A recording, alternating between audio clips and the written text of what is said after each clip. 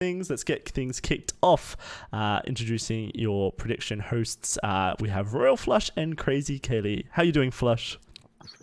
Good evening, stream. I'm good, Delty. I'm very well indeed, and it's that's all I've got. You caught me on the spot there. I've got nothing witty or charming to say other than it's nice to be here. Thank you for having me once again, and thank you everyone for tuning in, and thank you for following and playing in the Summer Cup so far. It's been a great year so far. It's been a great tournament so far, I think. I've certainly enjoyed playing in it. Crazy Kaylee, you've rushed home to join us tonight. Hopefully, That's safely. right. Breaking all the traffic laws. Well, I didn't say I redact my former statement. I have no evidence that Crazy Katie broke the traffic laws. Get done for slander. How you doing, my man?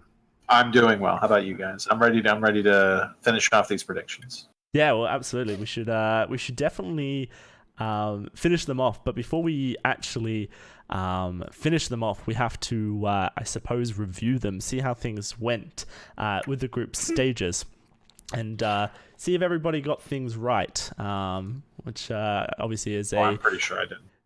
an impossible. No, I didn't. It's an impossible feat to get all the predictions right. Wow, that's clearly not what I wanted to happen. All my overlays are broken, gentlemen. Feels bad, man. That's all right. All right. It's been a hard night. I've been trying my best to get things set up tonight, and unfortunately, some of my overlays have decided to disappear. But what everyone sees in front of them, and maybe you guys, if you're tuned into the stream, is the groups and how they ended up panning out. In Group A, Yeesh won. Lazy Bear came second. Group B, Nephilus won. Artoriix came second. In Group C, Turnip Boy won, with Alex Air coming second.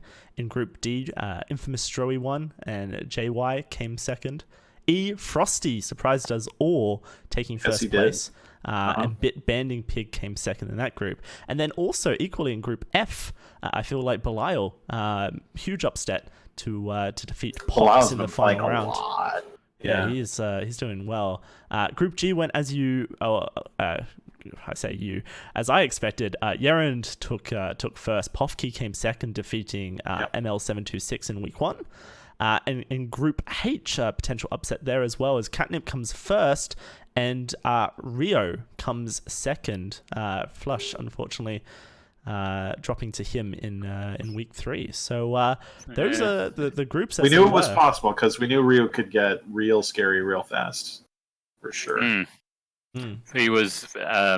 I'll just harken back to my last match of the group stages.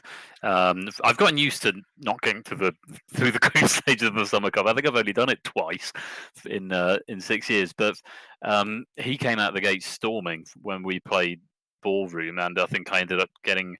I watched the cast back, and it ended up being. It looked like I'd taken a bug path and done some other suspicious things, but in the heat of the game, I thought he's just shot me for a flirt, which is kind of what it felt like, or possibly a fingerprint. Wow. I thought he's going to do well. That was my analysis, and he did. Yeah. And hats off to him. Oh, fair enough. I mean, that's a pretty big turn of events. As far as predictions went, the majority of the predictions were correct. Obviously, there's, I suppose, 16 different outcomes here. And I'm pleased to say that you all did above half as far as predictions were concerned, with yourself and Flush and Kaylee getting 9 correct predictions. Plus all the partial credit for people that we did not predict in the correct order, like Belial and Bit Banding Pig and so forth. I suppose, yeah. I'm doing good grasp on these. I'm doing like absolute predictions here, yeah. But you're right. There are people like Pox and Belial. Pox and Belial destroyed all our brackets because we had it the other way around. And Bit Banding Pig, I think both of you predicted him first in Group E. With Watermeat and biggest upset for you guys down there? Frosty, I think, coming in first in Group E. Yeah, Frosty. Like Frosty, I don't think it was really on anyone's radar in Group E as being really, like, I think we all would have picked Frosty to finish at the bottom of that. I mean, in that group is Bad Player, who's good. Watermeat, who's really scary good. I'm kind of shocked it finished top 2. and Bitbanding Pig, who was obviously second in Challenger in SEL, and that's a hell of an accomplishment. I mean, the evidence is in the scores there as well. I mean, you say about Watermeat being sort of quite, scary good. Yeah. And to his credit, was the highest scoring fourth place in the whole tournament. Yes. Actually, tied two, only lost one game, and tied two, which is commendable outcome, and still coming fourth. So it's it was really tough to see when you managed eking out two ties, but the rest of the group was. And if you actually want to get serious about it, Frosty had two ties and a win. Right. So you could maybe argue that actually came down to one, maybe two games between first and fourth. And we kind of talked about the fact that in Group A, literally anyone could come in any order in that group. Like our predictions were about as best as we could get. But when I did my research for these predictions, Frosty had played literally no one in the SpyParty competitive league that gave me an understanding of their skill level, and also had lost to a couple people in the regular season right at the start when he first started playing, who I didn't feel were super competitive opponents. And not only has Frosty done incredibly well in their own group, he got very deep into the SpyParty competitive league challenger single elim as well. Did unfortunately get knocked out, I believe, to Turnip Boy. By Turnip Boy, which is no shame in that. Absolutely. Yeah. So, I mean, before this started, literally zero data on Frosty, and so really well done. And one of those groups that I just felt you couldn't predict, and turns out you were right. Absolutely. Just to give just a little more statistical analysis of that for a minute, apart from the fact that when I say there were literally two games between it, because of the way the points worked, you got a score, so you got 3 points for winning and 1 for a tie. Yeah. But then the second tiebreaker was your the number of actual games that you won, and actually Frosty won 13, Bitbanding Pig and Bad Player won 12 each, and Watermeat won 11. So that is literally two games between it. And it was actually, I think it was the only one where second and third, Bitbanding Pig and Bad Player, was determined by the set percentage, i.e. how many sweeps, because they got the same score and the same number of games. And it ended up being Bitbanding Pig swept a quarter, whereas Bad Player only swept 8%, which is what tipped Bitbanding Pig into the next round. But yeah, as tight as it's going to get, and say, commiserations and well played to third and fourth, and well done to the top two. Yeah, absolutely. I mean, to go over some of the other groups, Group A, the order those guys came out in also came down to points. They both tied in the final week. Yeesh and Lazy Bear 4-4. In Group B, Namphless swept the group, won all three of these matches, so really well done. Turnip Boy also swept in all three matches, and Alex Air only lost to Turnip Boy as well. In Group D, myself and JY tied in week 2, and then it came down to points as we beat our other two opponents, and that's how I came out first in that group. Belial, his upset in week 3 over Pox, I'm calling it an upset, was what brought him out in top of that group. Pofke winning against ML726 in week 1 was enough to secure second place there. I think we all knew Yerund would come out as first. And then, although not a clean sweep though for Yerund, which I think possibly quite a few people expected, a win-win tie on game 3. There's an argument to be made that maybe he'd already sort of secured the top, or he'd already secured the group. I don't know. We casted that game flush, and ML726 put up some incredible spy games. So potentially not to diminish Matt for 1 second though. Absolutely. Of course. Absolutely. It was a shocking good performance by Matt, where multiple times it felt like Matt was going to win as Spy, and Yerund just sniped him towards the end. He's a monster when it comes to those late second snipes.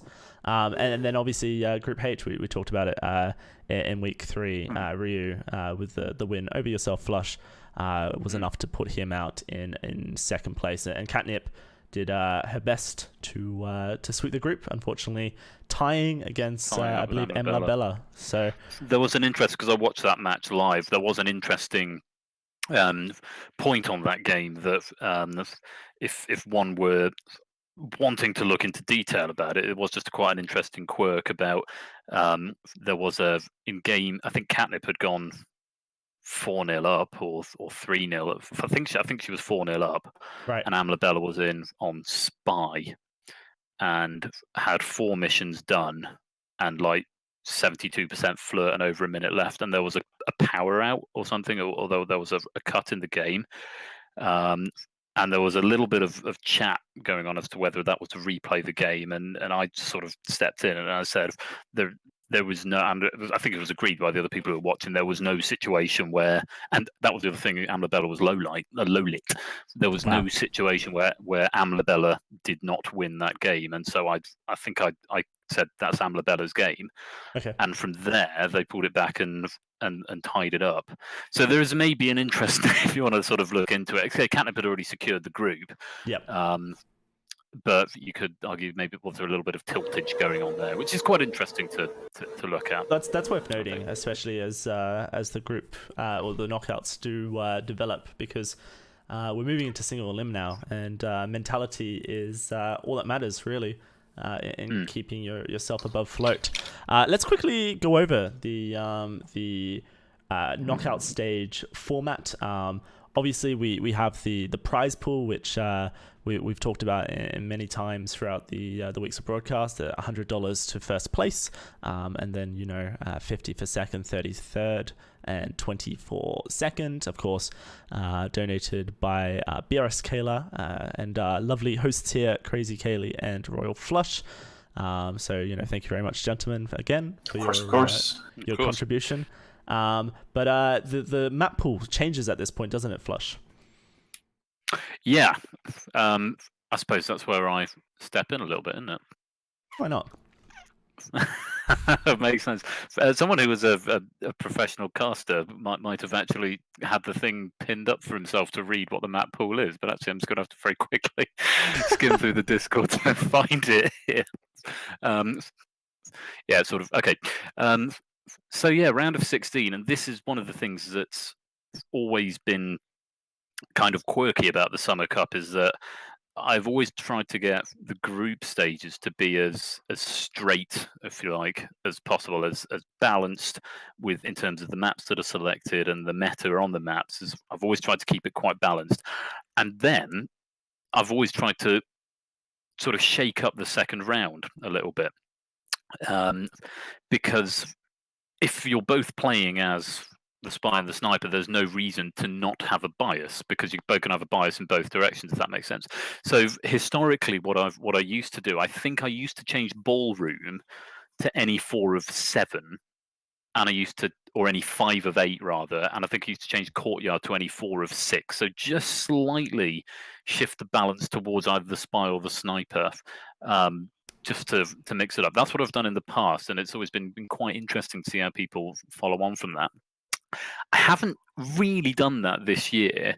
I'm sort of following the standard metas. Thankfully, I'm sort of following the standard metas, but I am mixing up the order in which they're played, which I think is a fairly staple thing. So if people have played a lot of SCL, I think ballroom and courtyard get picked first quite a lot. Not always, but in my experience of them, they're 2 of the more popular maps, and so they Library tend to get played out.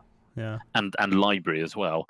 So playing those in that order seemed to sort of make sense and play into the narrative. So actually shaking it up a bit and starting with Veranda in this second round, any 5 of 8, sets you off with a big map.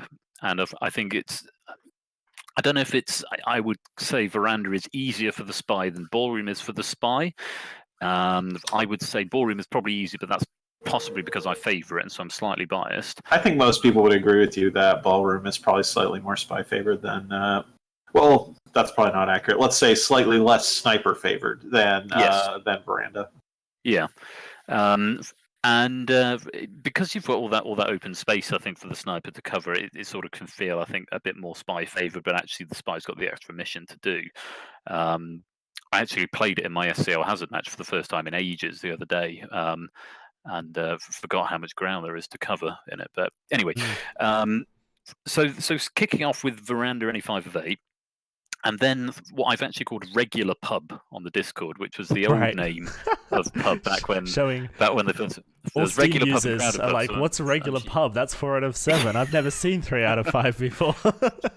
yeah, I'm showing my age a little bit there, and perhaps my not quite keeping us up to date with the titles of them as I should be. But to clarify, this is any 3 of 5 in pub, but with the lower guest count, which I think is it 12 or is it 10 as a standard? I don't remember. The old guest count was really low, which is why I think it was 9 or 10. Yeah, we had quote unquote regular pub 3 of 5 in SCL formerly, and we had what used to be identified officially in game as crowded pub 4 of 7. So shooting it down to sort of regular pub, and that's what I sort of like about pub and again about high rise, which we'll talk about in a bit, is that they are completely different maps depending whether you play 3 of 5 or 4 of 7, and they're played in very, very different ways. So although you've got the same venue, so to speak, you've got a very different play style that you've got to adapt to with any 3 of 5, where you can get shot for talking during BB and going to the statues, and that's it. You can take a shot. It's almost sort of, I don't want to quite compare it to balcony, but it's getting more that way than it is towards ballroom. I would compare it to 3 out of 5 high rise. Just it feels, because of the single inspect and the 2 statues, that it's slightly more likely that an AI will finish. Yeah, it's just one of these. It's one of these maps comparable to high rise or terrace, where you have to play really accurate behavioralism to win, more or less. You can't camp it because some like an AI is reasonably likely to finish, and a spy can plausibly do nothing. And you have to just be really, really good at at predicting what your opponent's going to do, and at spotting those little AI ticks that AIs have and the little ticks that the human player has. It's very kind of classic SpyParty experience for sure. I love it. And I think Boy has summed up my thoughts exactly when I read the map pool originally, which was that when he read crowded pub for the group stage matches, he thought it would be more crowded than the normal 4 out of 7. Like the crowded pub isn't actually that crowded. It's just very crowded compared to 16, old pub, 16 which was guest pub. Man, that pub was going out of business because it did not have a lot of customers. Right. That was a proper UK pub, trying to compete with Wetherspoons. It was sorry. Absolutely. I think the other thing about that's right. He said, comically pretending to understand the UK joke. Wetherspoons is like the Walmart of pubs, if you like. That's right. There you go.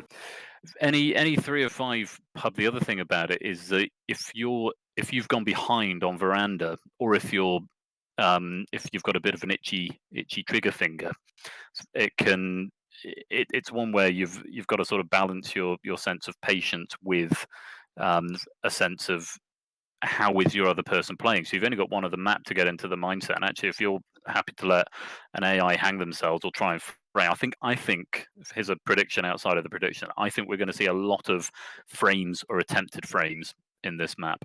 Yep. Yeah, that makes sense. Lot. And so veranda and pub, huge shake-up maps. I really like that. And then keeping library, courtyard, and ballroom.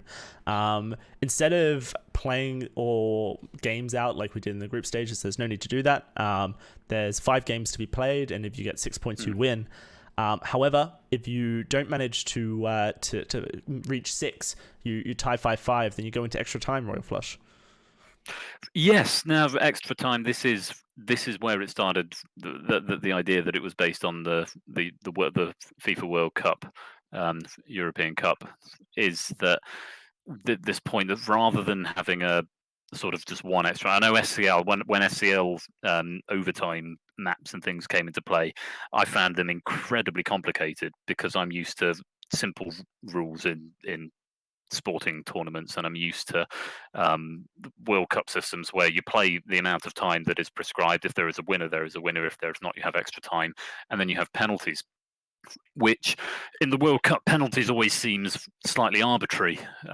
Such an arbitrary way, it might as well be a coin flip, and I'll get to penalties in a minute. But before that, you've got these extra maps, any 4 of 8 ballroom, any 4 of 7 courtyard, any 5 of 8 library, which again are the standard maps. I think the most popular maps, the most well-played maps, and they're all fairly roughly balanced in terms of that. There's not.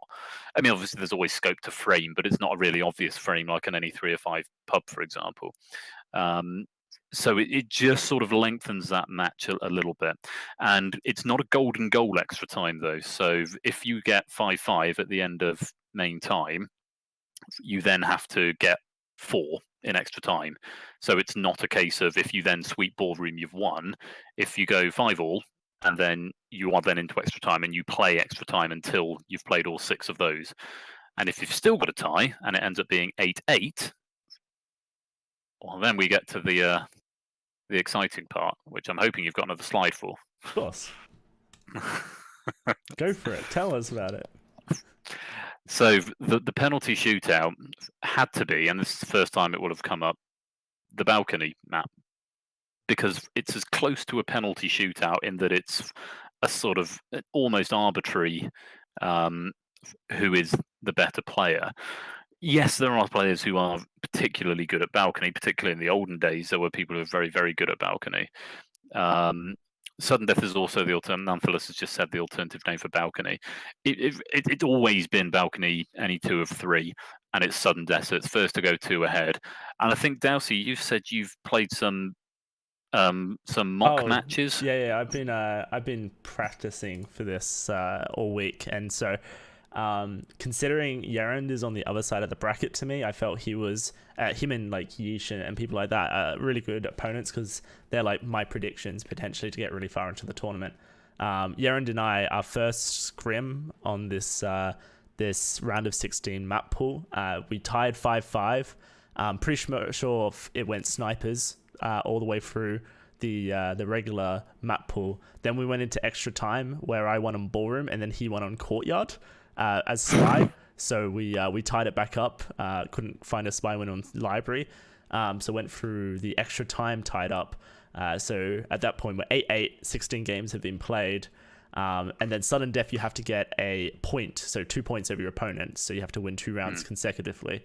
It took 14 games for us in sudden death to break the tie. Eventually, Yerund was able to find the correct shot, and he went 16-14 in our scrim series. So it becomes very much about, and again, it's not just with the 30-game series. It can be about long. stamina to a degree, and if you've got the stamina and the mental capability to keep going once the game has reached that point. Right, then, and I stream that, so if anyone wants to watch my decay in mental and my I guess anguish trip into insanity as the 14 ballroom games proceeded, that's on my Twitch channel as a highlight. But yeah, nice. that took about an hour and a half back and forth, a 30-minute matchup, and it made me realize that if we get some really evenly matched up quarterfinals or round of 16 matches, that these broadcasts could be long. So that's why we've got 2 matches today. It could be long, yeah, absolutely. It's why you always schedule an old rerun of The Bill or something for afterwards, right? Or Murder She Wrote. Yeah. So yeah, those are the map pools. Really loving the map pool for this round. I think the way you've kind of set up the map pools for this round, and then the quarters and semis, and then even the finals, it's really cool. The introduction to all the different maps. I'm really looking forward to casting this week's round of 16. We should jump into predictions though, and see what everyone has to offer. Let's pull up the live bracket as it stands of the round of 16. We've already gone through the groups. The round of 16 will be Yeesh versus Artoriax, Turnip Boy versus JY, Frosty versus Pox, Yerund versus Rio, Lazy Bear versus Nanthalas, Alex Air versus myself, Bitbending Pig versus Belial, and then Pofke versus Catnip. So let's get into the predictions then, gentlemen. Let's start with the round of 16. We'll go kind of a bit of a quick fire prediction round like we did for the group stages. First up, obviously, is Yeesh versus Artoriax. So, Flush, what are you thinking? Yeesh. How quick fire do you want? Do you want? That was pretty quick fire. Very quick fire. That's hot fire. Straight in. Let me Yeesh has been he's the incumbent. First of all, he's proven himself again and again. Arturiax has already lost a match in the tournament. Yeesh is as yet undefeated and actually has a set win percentage, a sweeping percentage of 50%. Wow. I would say the smart money for this one is on Yeesh. Not to undermine Arturiax at all, because Arturiax is very, very strong player. But I think Yeesh edges him out. Kaylee? I'm also going to go with Yeesh. This is one of the harder ones for me to pick, though. If you had asked me about this matchup prior to this event, I would have been much more confident in saying Yeesh. But Arturiax had a very good performance in group stages that impressed me pretty much. So this one was actually a little bit harder to predict, especially when I reflect that Yeesh, other than this event, has been on a little bit of a break from SpyParty competitive. But then again, Arturiax before SCL had been on a several-year break from SpyParty. I don't know. This was a tough one for me to pick. I'm going to go narrowly with Yeesh, though. Okay, yeah, and I would also go with Yeesh here. I think the thing to consider, like you mentioned, is that Yeesh did go on a fairly decent break and essentially returned just as the Summer Cup was starting up. And I think that when I first played him, as he got back, he was very rusty. However, he has sunk a lot of games in since then. I feel like the rust is off. I think Yeesh is looking pretty fit to make a big run throughout the knockout stage and potentially get deep into it. So all of us favoring Yeesh there. No surprise, I don't think. But let's jump into the second game of the round of 16, and this is a pretty fun one. We got Turnip Boy who took first to Group C versus JY. What's your thoughts there? Yeah, this one was tough for me. I ummed and ahed over this a lot because they've both got such convincing I can't think of the word. You'd back them both. They've both got good reasons that you'd back them both. Mm-hmm. JY's got the history of the history of the game, having been in the game a lot longer, and obviously being in the Bronze League. Turnip Boy's done very, very well in Challenger and has got that sort of new player, new to the maps, and so that maybe that sort of freshness about it. Just looking more locally at the tournament itself, Turnip Boy actually finished top of the table and was actually one of only two players, the other one being Anthalas, to win all three. You could argue that JY, who won two and tied one, had a harder group. I'm not necessarily sure I buy into that. There was certainly at least one player in JY's group that was harder, who's amongst present company, whereas Turnip Boys, I think, were slightly more evenly balanced. On reflection, I really think this could go either way, but I have staked my money on what could arguably be maybe a little bit of an upset. I think Turnip Boy is going to edge it. Wow, okay. Kaylee, what are your thoughts? I think it's a good point that Turnip Boy sort of indisputably had the somewhat easier group than Giotti did. They both won. But I would also point out that, I mean, Turnip Boy's just been playing out of his mind generally.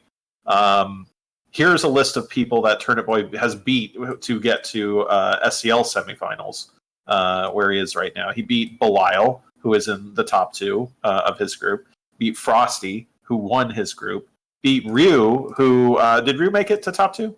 Mm-hmm. Yes. Yeah. Group H. Yeah, he beat me. Yeah. I mean, Turnip Boy beat all those people quite convincingly in the SCL bracket. 9-4, 9-4, 9-4 on all those folks. And has been playing very well in this event as well. Giotti definitely is a monster and is scary. But I'm going to ride the Turnip Boy train until I see a reason to believe otherwise. Giotti is strong, but Turnip Boy has been playing just an unbelievable strong level for a player who's so new to the game. So I'm gonna ride that train till it crashes. I'm gonna go with Turnip Boy. Okay, yeah, no, I like that you bring up his recent results. The one thing that I'm going to kind of bet my prediction on is the nerve factor that comes into playing someone who's outside of your skill division. At least That's true. The label of a skill division, whilst a little bit arbitrary for the Summer Cup, I've used them specifically for the fact that it kind of shows almost a earned rank of a full league tournament. And certainly when I played JY, the amount of nerves I had was the highest I've had so far playing anyone. And I psyched myself up for 6 weeks to play an opponent called Bitbending Pig, knowing that I was going to play him at one point, and I psyched myself up for 6 weeks. The nerves for that game was obviously ridiculous because of the amount of importance I had put on it even before the SCL 4 had started. But playing JY, the amount of pressure I felt personally to do well, because it was my first, I guess, test outside of Challenger. And it took me 4 games in an 8-game series to settle the ship, which is not great. And so for that reason alone, and kind of something I've kind of witnessed, I suppose, as challengers play people who are almost vets of the game, is nerves definitely plays a part. I think Turnip Boy can win it, but I think that if I'm going to bet on nerves, I would bet on JY to come into the series with respect for Turnip Boy, as he would anyone, and to have potentially a better starting performance, which in a series that ends once you reach 6 points is really important. So yeah, my prediction is JY for that one. But yeah, no, that's going to be a really fun game. Can't wait to broadcast that. I think that will be broadcasted on Thursday. Coming up next for the predictions is... Before we move on, I just wanted to say that was the hardest one for me to predict, and that's one of the ones I'm really looking forward to the most. I think that's going to be a very, very good match, no matter who wins. Right, absolutely, yeah. Moving on, here's another hard one to predict. It's the Battle of Australia, Frosty versus Pox. Both these gentlemen showing that, Australia has some pretty good SpyParty competitive players. This is a hard one to predict as well, because obviously before the group stages, Frosty was kind of our 4th pick in that group, and Pox came 2nd in the Challenger division after 10 weeks of excellent play. But Frosty's scary. So, what do you guys think? Yeah, I'm gonna sort of mirror what Kaylee said, and actually, this was the hardest one for me to pick a winner for. Let's look at the local paper statistics. Frosty won his group. Pox came 2nd, yet Pox had a higher score and more wins. So Pox went win-win-loss. Frosty went tie-win-tie. So Frosty has more points and finished top and is undefeated, but Pox came 2nd but has more points and won more games. I've not got the SCL knowledge, and I'm sure Kaylee will give us a bit of a lowdown on these two. I am sticking, though, with I think it probably would be, again, perceived another upset. I really honestly think this could go either way. And on a different day, if you'd asked me on a different day, I'd probably have backed Pox. But I think there might be a little upset here, and I think Frosty's going to edge it. What do you think, Kaylee? Well, to deliver the SCL data, Frosty joined, I think, in week 8 and went 2 wins and a loss, I believe. Pox, of course, was there from the start and just ran rampant. Pox was just beating people left and right. Only losses, lost to C9 High, and that was basic until he dropped out one of the better players, and lost to you. And that's it, and finished 2nd, and won every single other match that Pox played. Pox was really impressive in SCL. In this event, I've definitely been impressed with Frosty. I didn't give Frosty credit for being able to win the group. I still am not sure that Frosty is the match of Pox just yet, just based on what I've seen of the games themselves. I think Pox has a bit of an edge in the patience stat, more or less. And I think that Pox will have the wherewithal and sort of I think it's like Frosty makes very good decisions as Spy, and Frosty makes very good decisions about what to look at Sniper. But I think that when it comes to taking the shot and really literally pulling the trigger as Sniper and figuratively pulling the trigger on hardtails and other decisive moves as Spy, I think Pox has just a little bit of an experience edge with that kind of thing. I know it's kind of weird coming from me, but I think Turnip Boy's still playing a little bit rashly. And I think that Pox has the edge in this matchup. So I'm going to go with Pox. Yeah, I'm also siding with Pox as well, just due to the fact that I think experience is a big factor. Pox is a formidable opponent.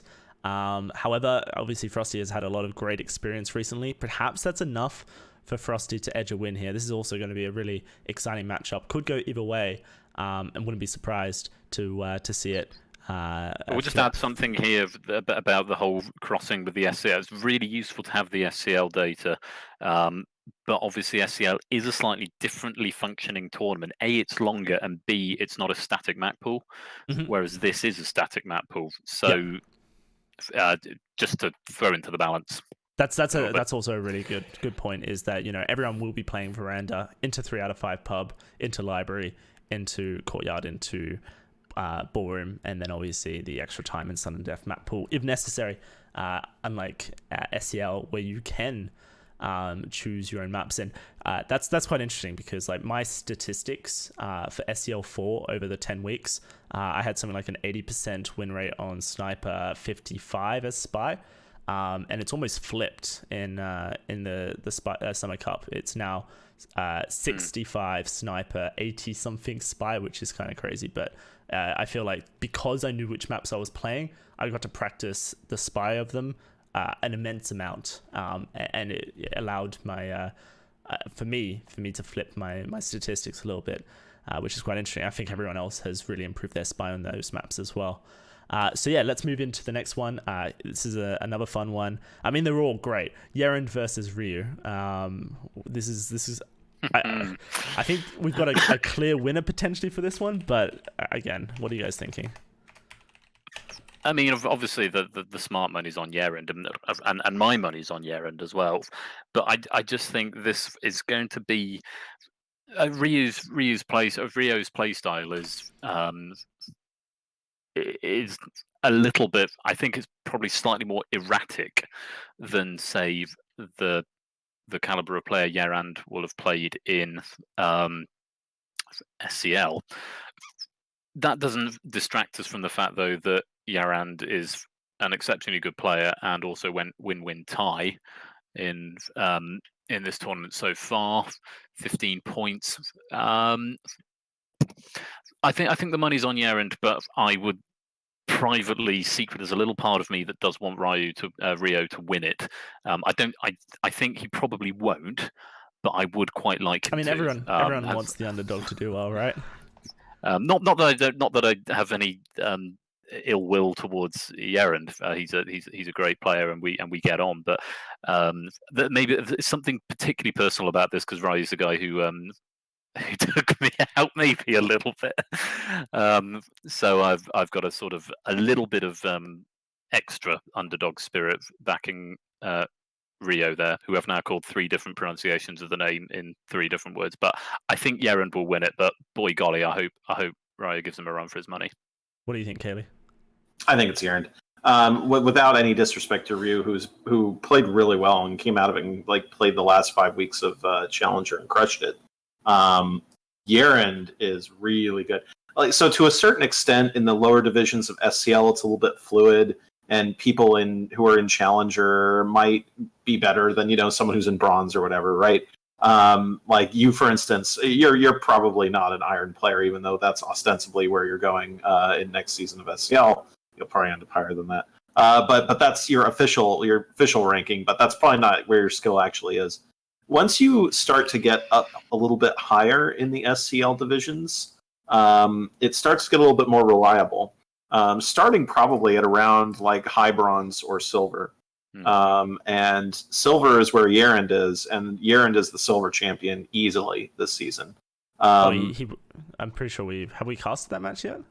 Have we? If so, then spoilers. Sorry. But Yerand crushed silver pretty thoroughly this season, and that's an impressive accomplishment. Okay, good. Well then, Yerand is the silver champion. Went 8-0-2, 8 wins, no losses, 2 draws against all of silver, and this is a stronger silver than it's been in some time. It's got Wodar in it, Teetery in it. Those are both been pretty constant ladder climbers. James 1221 and Turnout 8. James has been in platinum. Turnout's been in diamond. and Yeren just stomped them, and then basically crushed Wodar, which is not easy to do in the silver finals. So I think Yeren is just he's Ryu is strong, but Yeren's a little bit beyond in terms of experience and skill, I think. Yeah, so I Yaren's just want to. Sorry, just before you go, I just want to. Where Kaylee's just talked about the consistency in as you get sort of up towards the top end of bronze and higher. Again, I think that's where Ryu maybe has a bit of a wild card to play there, because he's not up there, and maybe there's play styles that aren't as consistent. Yeah. Which I was sort of alluding to with Ryu's play style. Sorry, go on. I feel like in gold there's like a really set play style because of the style, the era that a lot of the players in gold kind of started playing. They have very similar styles. Yaren's like my most under promoted player in SCL. I feel like he should easily be in plat or even diamond. Just every time I play him, it's impossible to get spy wins past him. Probably he had the highest sniper win rate percentage in SCL with an 89% win rate as sniper, which is just bonkers. So Yaren has to be my pick for the win here. Good luck, Rio. I hope you upset. Moving on, Namphalis will be taking on Lazy Bear. Namphalis took first in Group C. Lazy Bear came second, not dropping a match, tying to Yeesh in the final week, and then going through as second due to win percentage. This is another fun one. What are you thinking, Flush?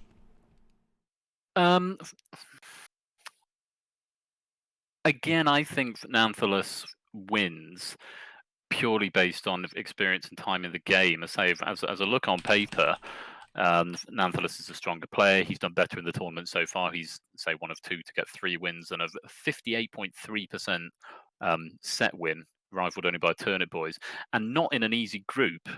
Namphalis right there.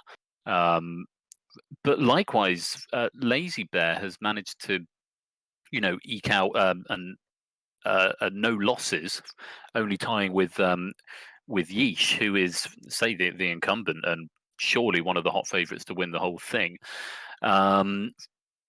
Maybe it's of both these groups A and B. You could argue, were they slightly skewed? Were there 2 stronger players in both of them and 2 weak players in both of them? And that's just the way it's gone.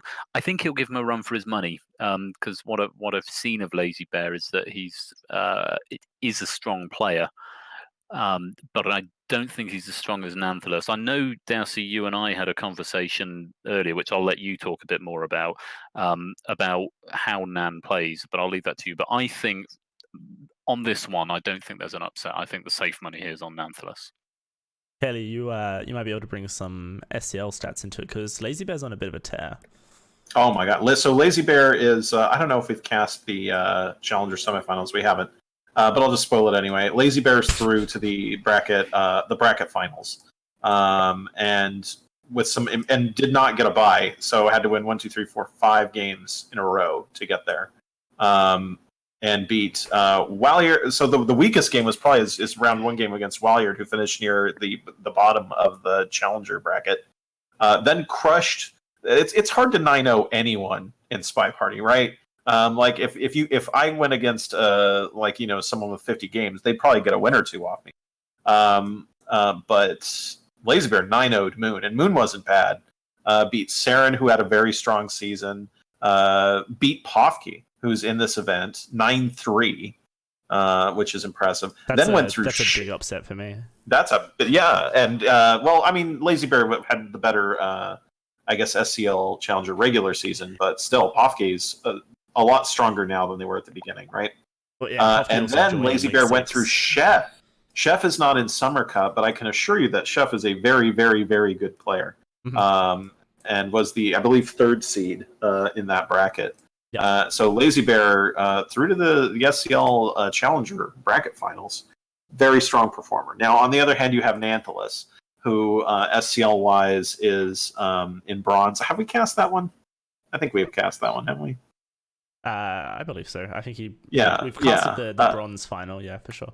Yeah, Namphalis is the bronze champion, winning pretty comfortably, I'd say, over Giotti, which is I mean, no, it wasn't a one-sided match by any means, and Giotti definitely was a threat to win at several. I think Giotti was ahead for the front part of that match, but Nanthalis' performance was calm and measured throughout. Played constantly.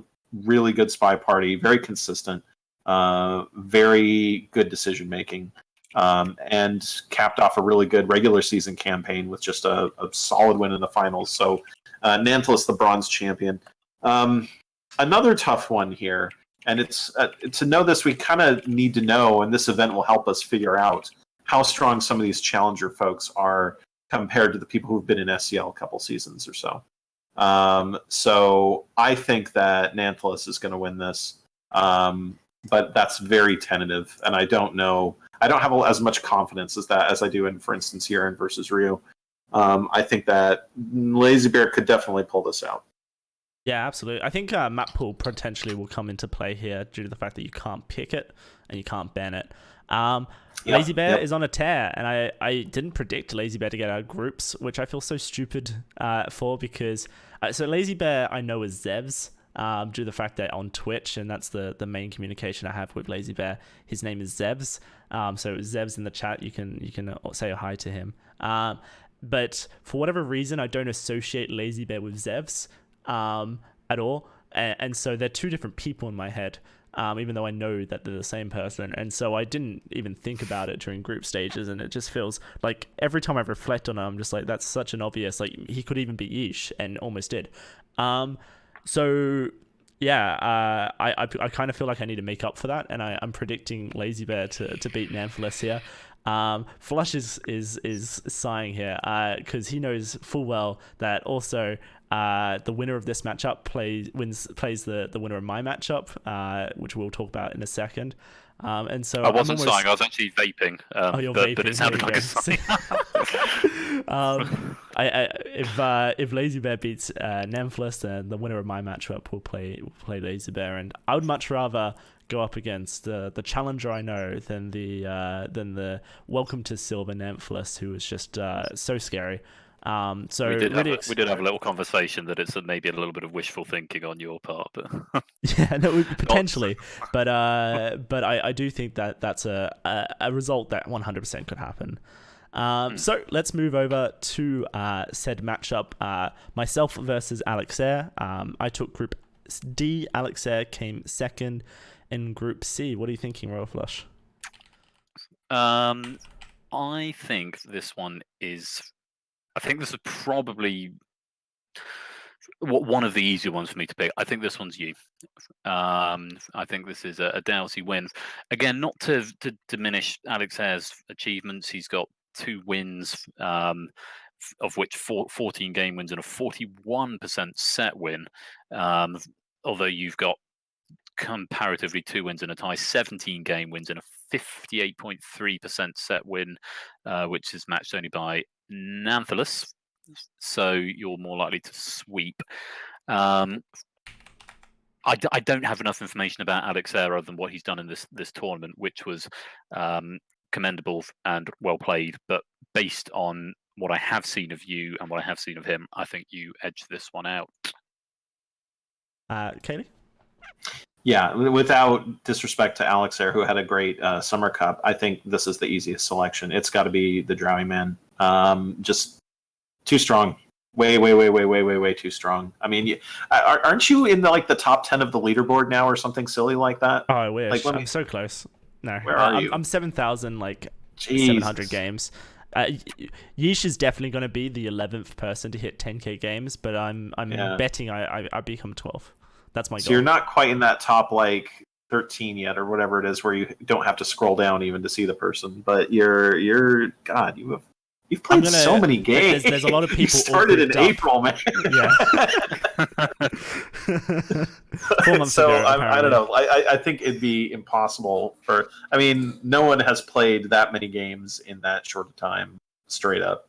And that's you're playing really well. So I think it's a pretty one-sided prediction here. Thank you. I'm going to bet on Dowsey as well because he's the best. Belial versus... no disrespect to Alexair. But I'm always going to bet myself. Well, almost always. We'll see. Belial versus Bitbandy Pig is the second to last round of 16 matchup. Yeah, this is a good one. This is an intriguing one. This is going to be absolutely fascinating to watch.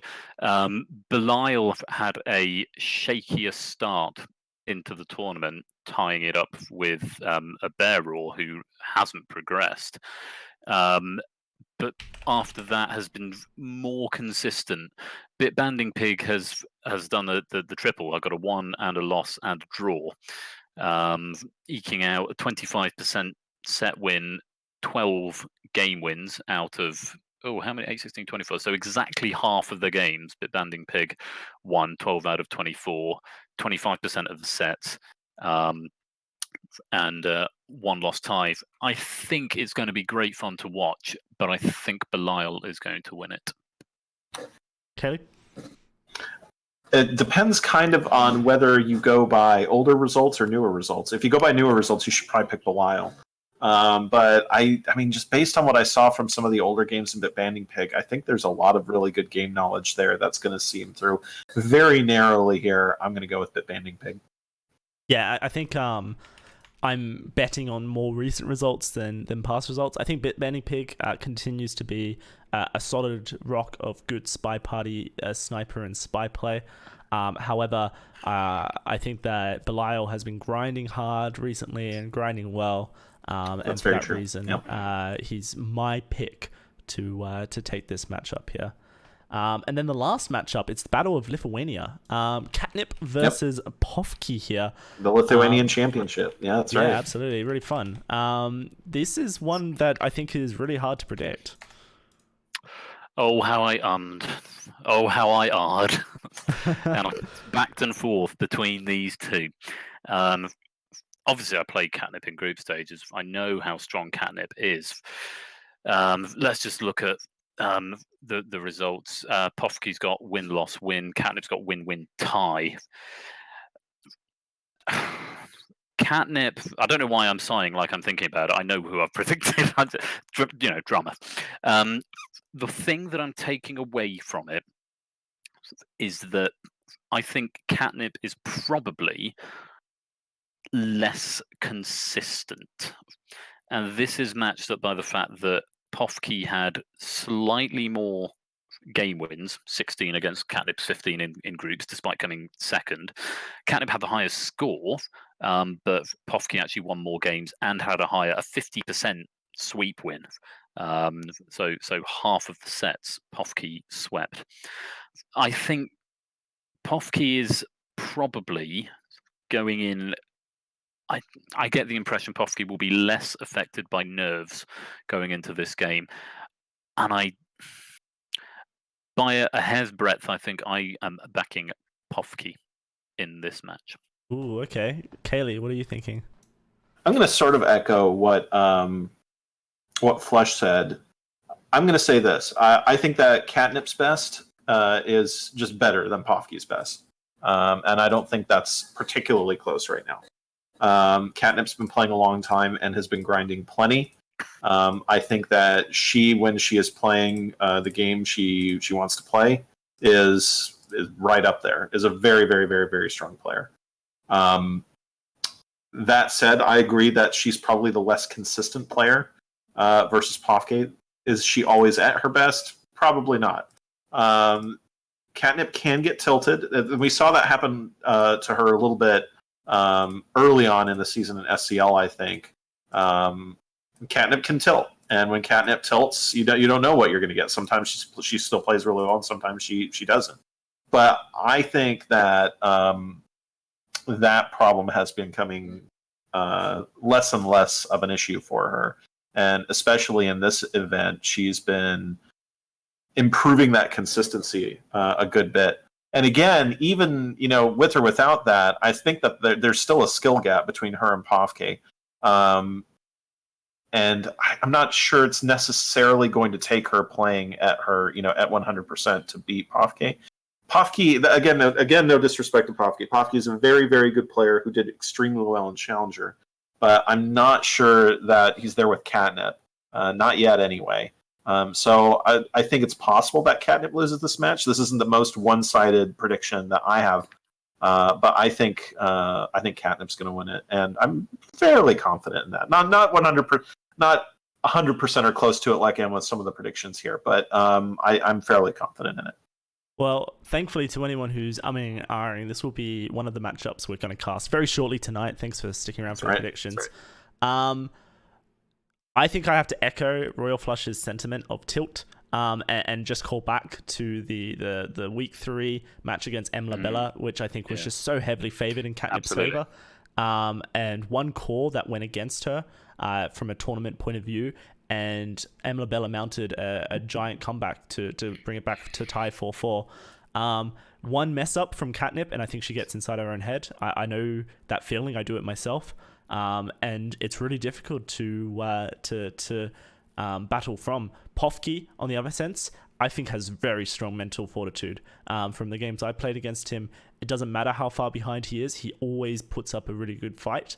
And so for that point of view, I think Pofke has to be my pick, just due to the fact that if Pofke is able to get that early spy win, or force a wrong shot out of Catnip due to maybe a green pearl or a green swap, whatever it may be, that just edges the series more and more in Pofke's favor. And if then a second wrong decision happens, it becomes a snowball that just gets worse for Catnip. And so yes, absolutely believe Catnip's best is better. But I think that the mental game will play a big factor here, and I'm really excited to get into this game very shortly. So that's our round of 16 predictions. Let's have a quick look at what we all think. Oh, I didn't fill mine out. That's classic Dowsey. All right, well, I can do that in a second. Busted my balls to get mine there.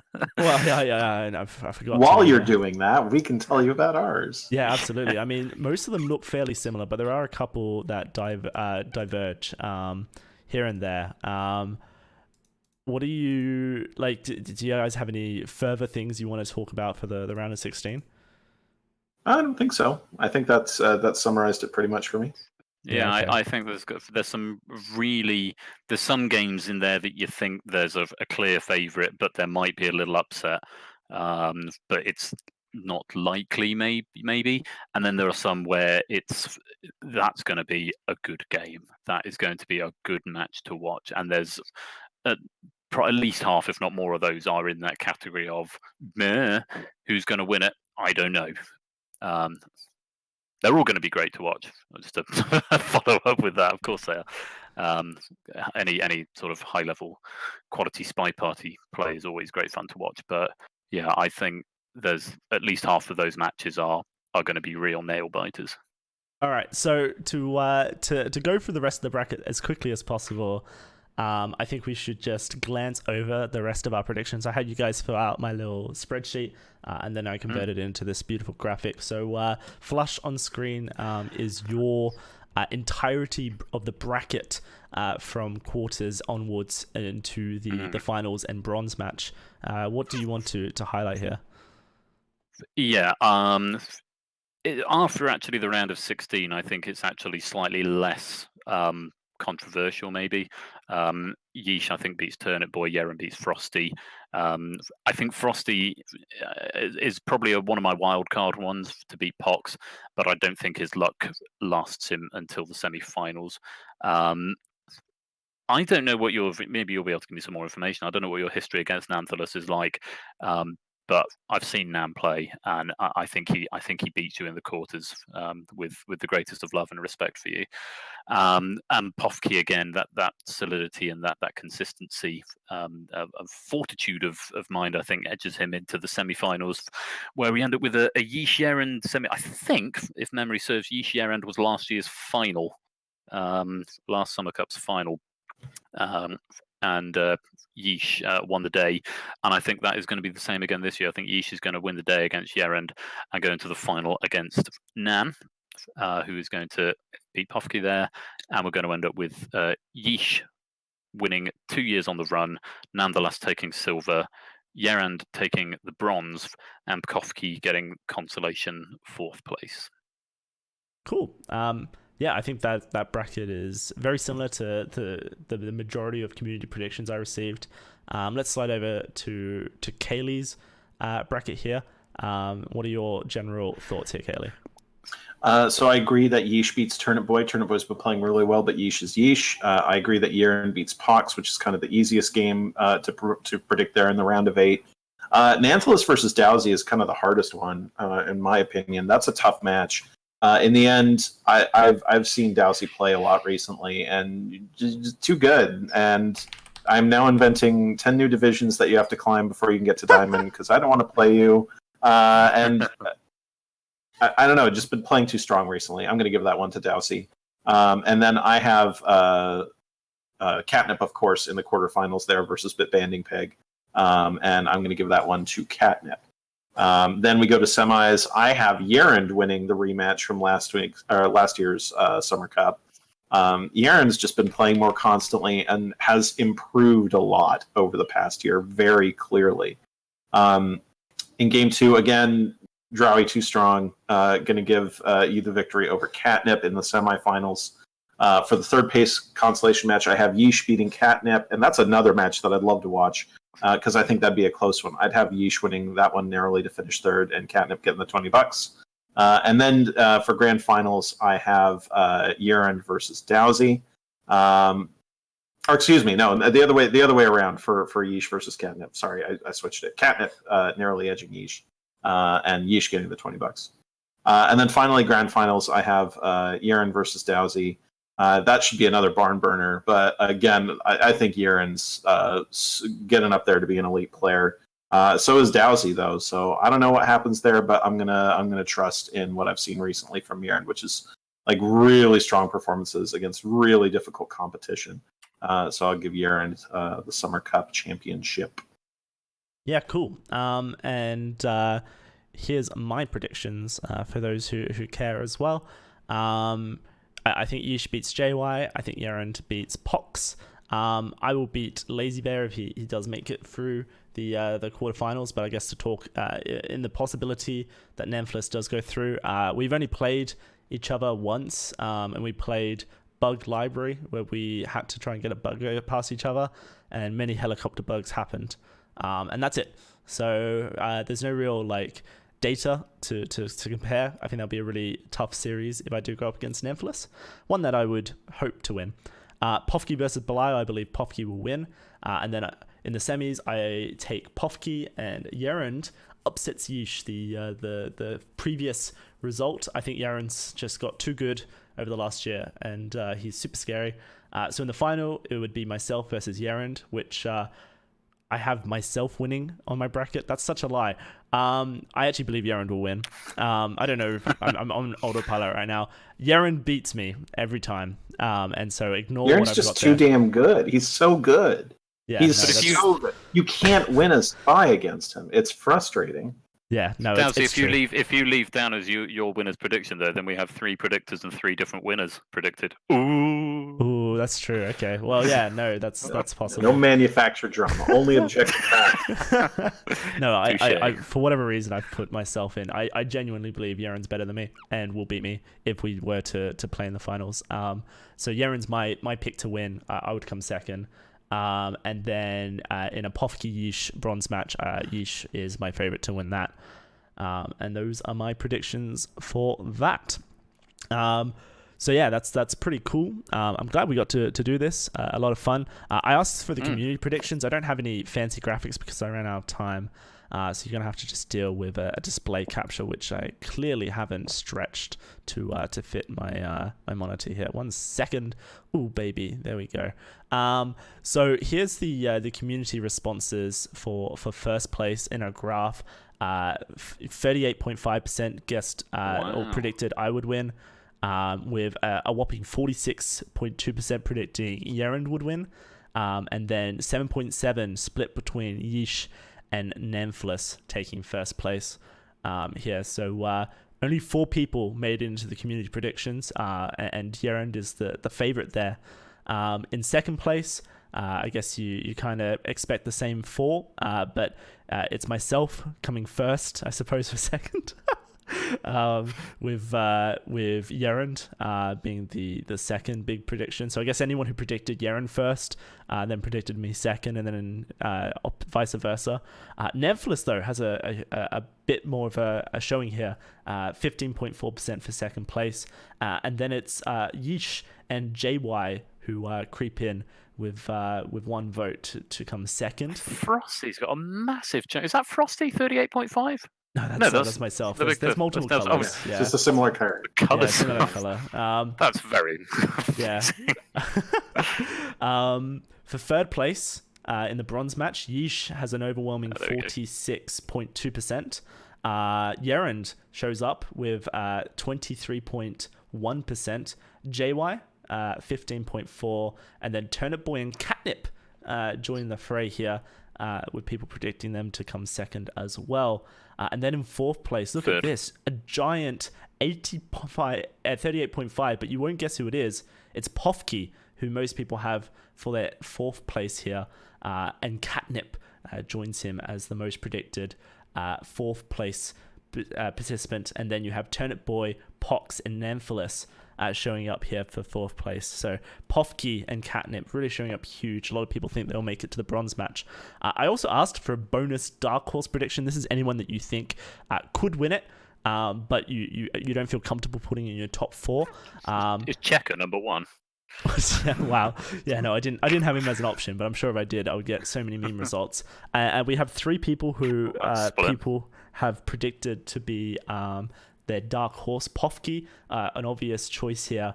Nephilus comes through as well. Oh, is he really a dark horse? Oh.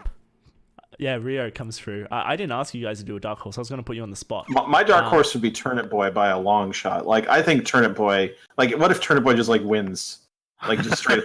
just, like, wins everything. Like, would we be that surprised? I mean, like, I wouldn't be that surprised. Like, the only thing that I would be really surprised by is, I guess, him beating you. Because I think... Didn't you guys meet during... Yeah, it was... and you won because you beat everyone, right? Right. Didn't you win out? No, you lost to C9 or something. Oh no, you lost to Inknun. That's right. That's right. Sorry, come on. That's it. Sorry. My dark horse would be Ryu. That wouldn't be too surprising either. If Ryu beats Yerand, Ryu wins the tournament. Right. That's fair. Rio. I mean, if Ryu beats Yerand, that's an impressive statement win by itself. That certainly establishes a lot about Ryu's strength, right? I mean, to some extent, any set is just a set, and sets can go different ways and different times, and there's always a little bit of chance involved. But like, to beat Yerand, you have to be really good at SpyParty. Straight up, I don't think someone who's not good just beats Yerand by chance. So I would agree that if Ryu beats Yerand, his chances obviously go way up. He kind of has the worst draw in the round of 8 or the round of 16, I think. For me, my dark horse would be Lazy Bear. Lazy Bear would have to beat Nephilus, and then myself, and then either Catnip or Pofke or Belial or Bitbanding Pig to make it into the final. And I just think that run of opponents is crazy, and it's 100% possible. So for me, I think Lazy Bear, if he makes it to finals, has a real good shot of beating Yeesh or Yerand or whoever comes through from that top half of the bracket. And that's who I would put my money on to do so. So yeah, that's pretty fun. I like it. Nephilus, Pofke, Rio, JY, Turnip Boy, and myself were the community dark horses to take the tournament. Thank you guys so much for submitting your results as well. I do appreciate that. And sorry that I couldn't show them in a more productive way than just a screen capture here. I've kind of bit off more than I could do with tonight's broadcast, which has gone fairly well. I'm happy with the time. It's gone very smoothly, and thank you for hosting, and thank you for all the work you're doing in making the Summer Cup a big event. It's always been a fairly big event, but this year feels like a really, really big event. And actually, this whole let's cast all of the stuff. I will say for the record, obviously I know some of the results now, but I made my predictions and have commented on my predictions from the point of view I made the predictions before I knew any of the results, and I've I've commented as though I don't know the results. In fact, to be honest, I off the top of my head, I couldn't actually tell you any of the results that I do know. So I've not been sitting here and sort of masquerading hype, so to speak.